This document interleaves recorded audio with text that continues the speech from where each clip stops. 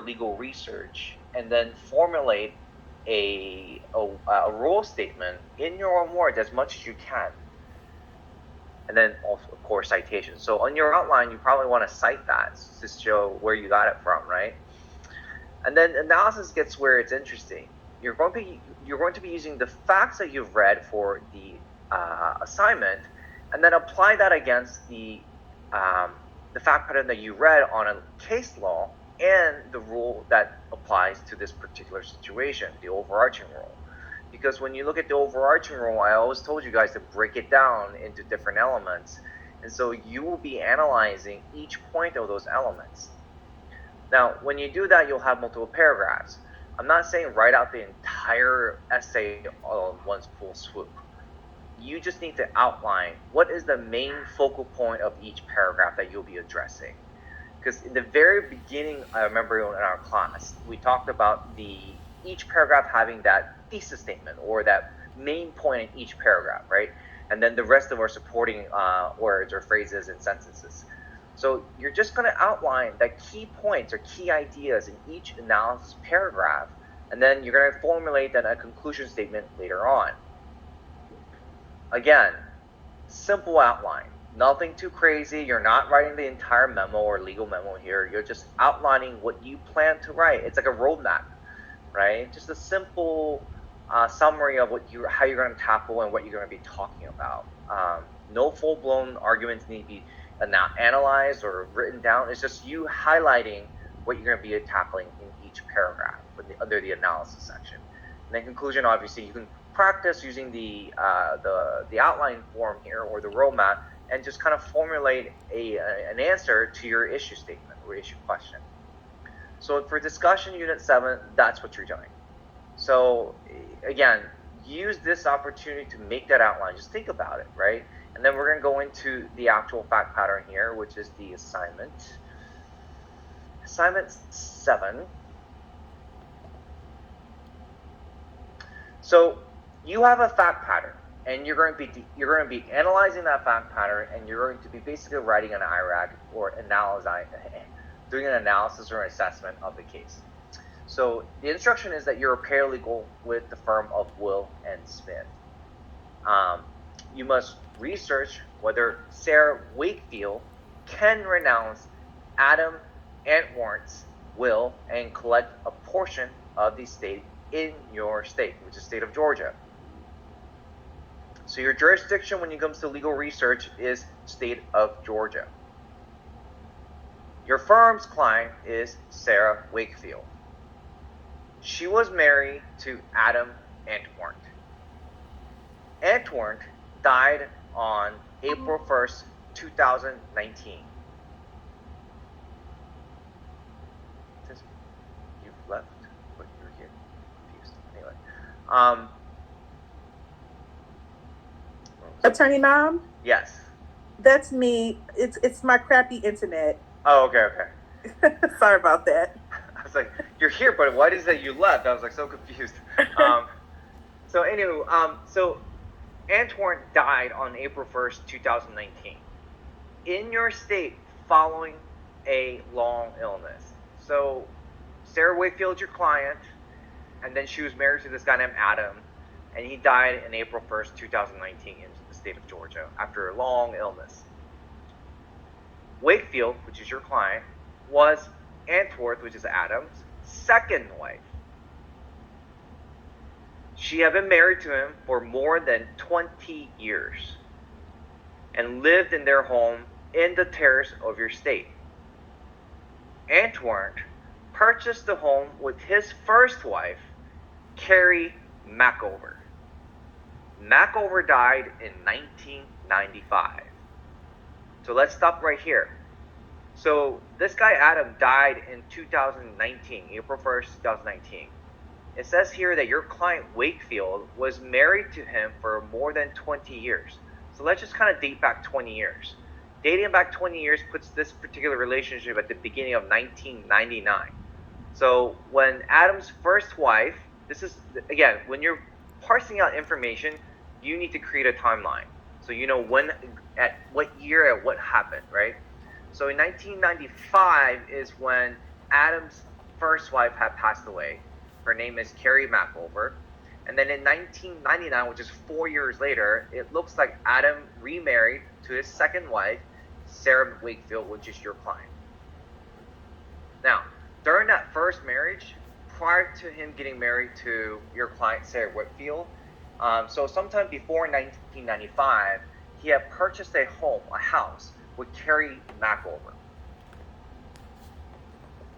So when Adam Wentworth married Wakefield, he never changed the deed for the home to include Wakefield. So basically, they got married, or he got married to his first wife, probably under both their names, right?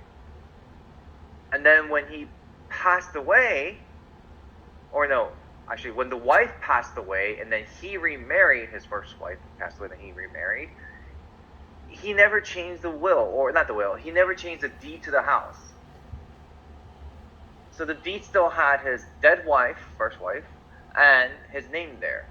Now, Wakefield kept her maiden name, so she never changed her last name, so she kept to be Sarah Wakefield, okay? Wentworth adopted a son with McOver in 1989. So Wentworth Adam, when he was married to his first wife, Carrie McOver, Wentworth adopted a son, 1989, so 6 years prior to McOver's death. The son is now 30 years old, and his name is Grayson Wentworth. If he's 30 years old right now, and it's 2022, that puts him, yeah, okay, so he's pretty old, okay. Now, afterwards, so let's stop here. So there is a son involved, means adopted, means it's his son, right? And then obviously after the son is adopted, the first mother dies, or the first wife dies, and now the father remarries, and they're all part of the family, kumbaya. Now, going to the second bullet point, Wentworth drafted his will in May 2007. Who was his wife in May 2007?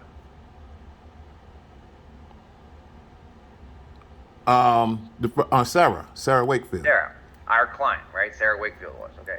So he drafted his will in May 2007. He and Wakefield were getting along fine. However, he excluded her from his will. Uh-oh. He did not leave her any property. Instead, he left all his property to Grayson. In 2007, which is, what, 13, 15 years? 15 years from now, so the son was 15 years old, okay? Wentworth's will was admitted to probate July 8th, 2019. Why is July 8th, 2019 significant? Well, Wentworth died on April 1st, 2019, and his will was admitted to probate in July 2019. So probably most likely, the will was probably given or provided, and then it was entered into probate for asset distribution. Wakefield, Sarah, wants to know whether Wentworth's will is valid, and whether he can divest her of their marital property, or whether she can renounce the will and collect a portion of the estate. Grayson is out of town. His attorney told Wakefield that she will bet her share of the estate once Grayson returns. He's scheduled to return on August 23rd, 2019. What rights does Mrs. Wakefield have to the estate? How must she exercise those rights in your estate? So she wants to challenge the will, the validity of the will. The will that was written in 2007. In 2007, they were married. Excuse me, Professor. Yeah. James says, can you send him Wednesday's link? He's been trying to get in for the past 5 minutes and hasn't been able to.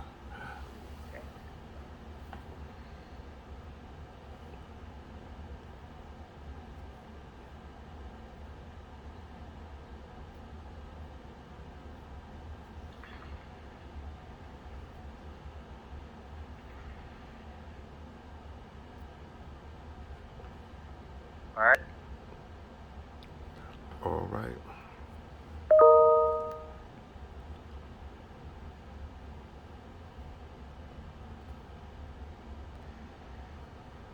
Sarah is your client, and she wants to challenge the will. She wants to challenge whether the will is still valid, and whether she can divest their marital property, or whether she can renounce the will and collect portion of the estate. So she's interested in this house, I think. So basically, either she attacks the validity, right? Someone's entering. So either she attacks, basically she needs to invalidate this will to have any chance of getting anything from this marriage. Because in 2007, when she was married to Adam, for somewhat reason, he left her out from the will. And then just left everything to Grayson, the son, right? There's no question of whether he will receive everything at the moment. But she will have to challenge the validity through probably what we know, the only fact pattern we know at this point, which is what?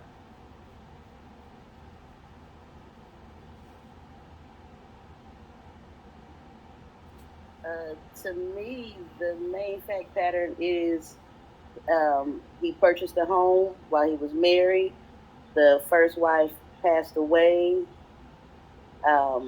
He remarried. Well, of course, he had to adopt a son, but he remarried and excluded the wife in the will. So for her to challenge, there's one right now, the only fact pattern that's presented for her to challenge the validity of this will is attacking the capacity when Ada Wentworth was writing this will in 2007. In the very first 3 lines, whatever it is, it says that Wentworth died in April 1st, 2019 in your state following a long illness. So he was sick for a really long time. We don't know what exactly. Maybe his mental capacity wasn't there.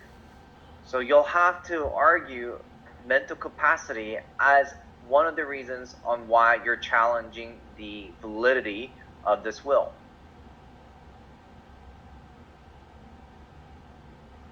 Second, it says that he drafted the will in 2007, May 2007. Were there any witnesses? We don't know. But in the requirements to formulate a will. So if there's no one popping up as witnesses, can there be a valid will? So that will be the second argument you will need to make about challenging this validity of this will.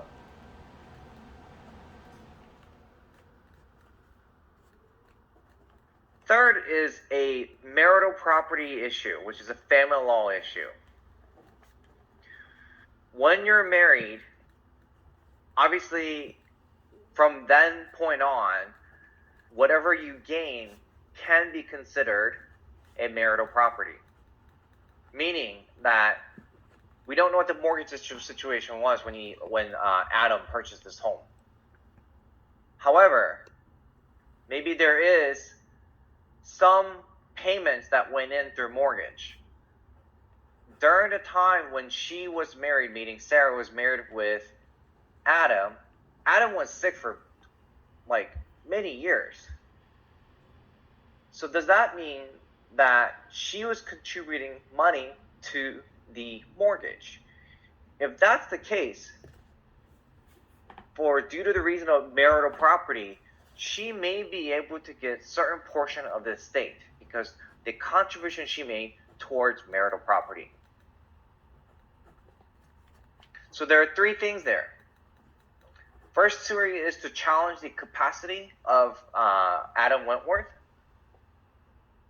One is through illness. The second part is, were there actual witnesses, right? And the third portion is, I would also argue there that because it was a marital property and there's a potential contribution of mortgage into this house, and she might have been the only working because Adam was so sick, that she may have interest in the estate due to the fact of her contribution to the marital property.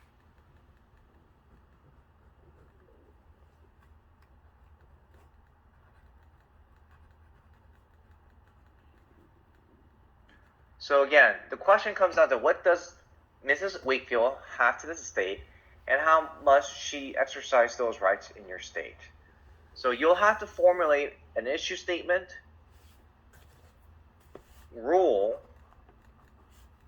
and the analysis along with the conclusion. You're going to conduct your legal research with the jurisdiction of Georgia,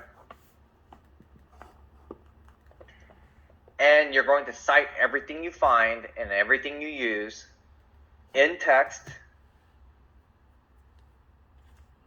And remember that you don't need to do a separate reference at the bottom of your writing, because in a legal memo, typically you don't really need to do that. It's an inter-office like letter, basically, to each other. As long as you have the in-text citation, you're fine.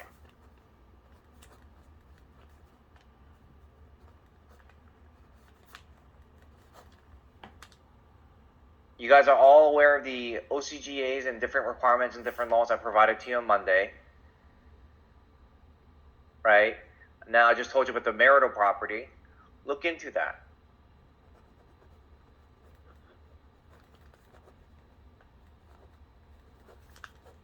You may have multiple issue statements. That's a possibility, because think about it.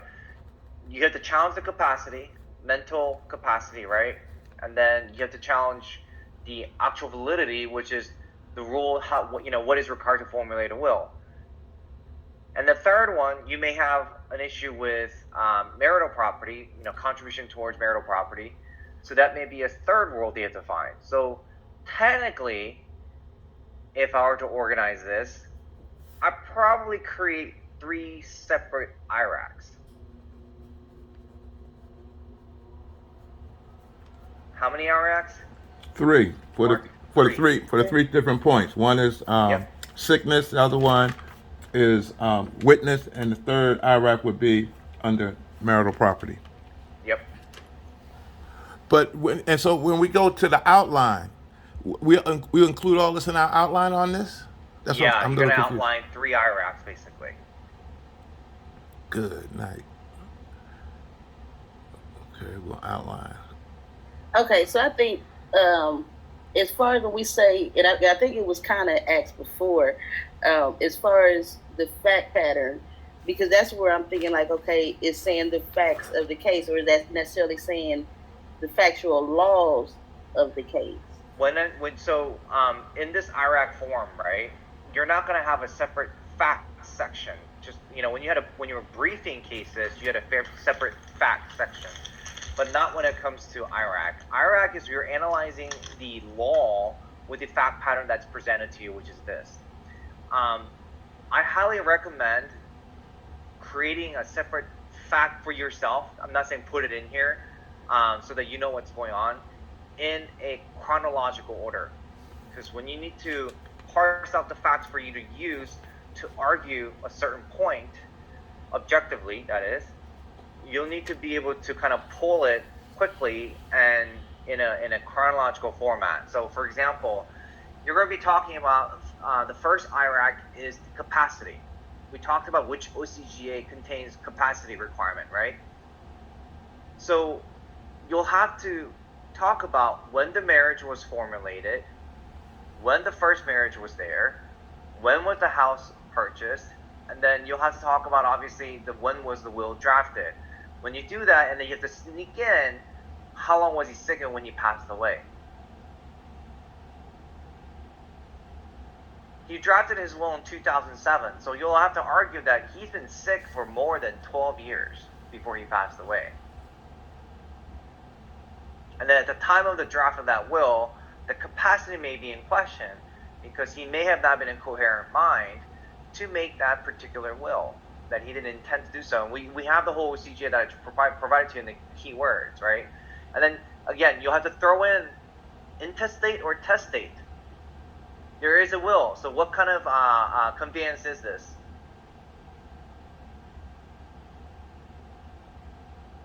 Anyone?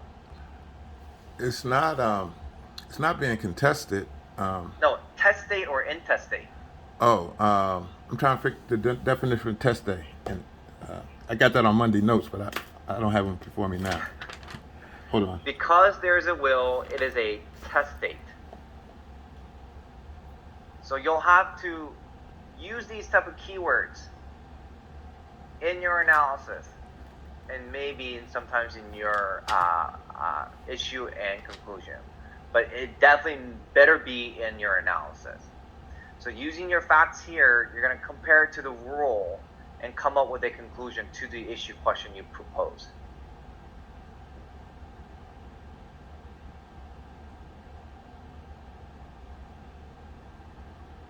Mr. Nam, when you said that we're going to do like 3 separate IRACs, is that like 3 separate paragraphs for each issue? And It's not 3 separate paragraphs. It's literally 3 separate issue statements, 3 separate rules, 3 separate analysis, and 3 separate conclusions. So do we do them right back to back of each other, or do we do one? Yeah, IRAC? so you'll have an IRAC, you'll have another IRAC, and then you'll have another IRAC. Okay.